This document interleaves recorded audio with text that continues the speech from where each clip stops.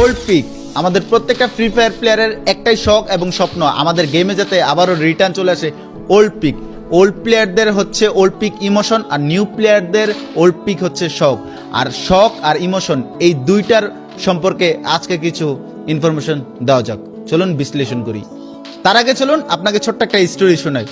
আপনি যখন ছোট্ট কালে মুক্তবে যাইতেন আরবি শিক্ষা গ্রহণ করতে, ঠিক তারপরে আপনি যখন বড় হইলেন তখন আপনি স্কুলে গেলেন, ক্লাস 10-এ উঠলেন, ঠিক তখন আপনার মনে হইলো যে ছোট্ট কালে আমরা যখন মুক্তবে গেলাম আরবি শিক্ষা গ্রহণ করতে গেলাম, ওই দিনগুলো না মিস করতেছিলাম।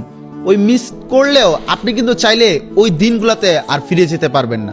এটাই বাস্তবতা, আর এটাই আপনার লাইফের যেমন আপডেট তেমনটাই আমাদের গেমেরও আপডেট।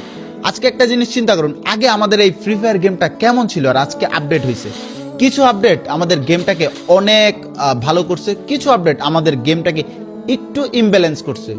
যদিও কারো কাছে পছন্দের আর কারো কাছে অপছন্দের থাকতে পারে, কিন্তু আমার কাছে মনে হচ্ছে এই গেম কোম্পানি যেটা করতেছে অবশ্যই তারা ফ্রি ফায়ার প্লেয়ারদের কথা চিন্তা করতেছে।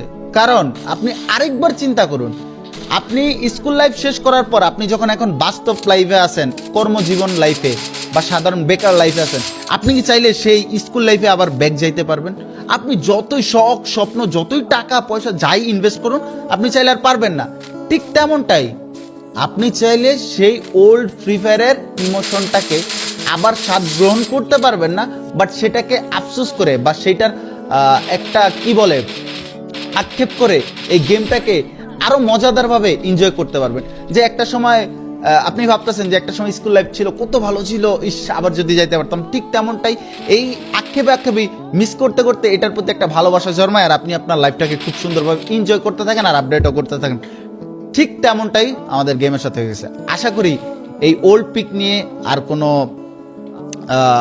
কথা থাকবে না, যা ছিল ততটুকু আমি বলে দিলাম।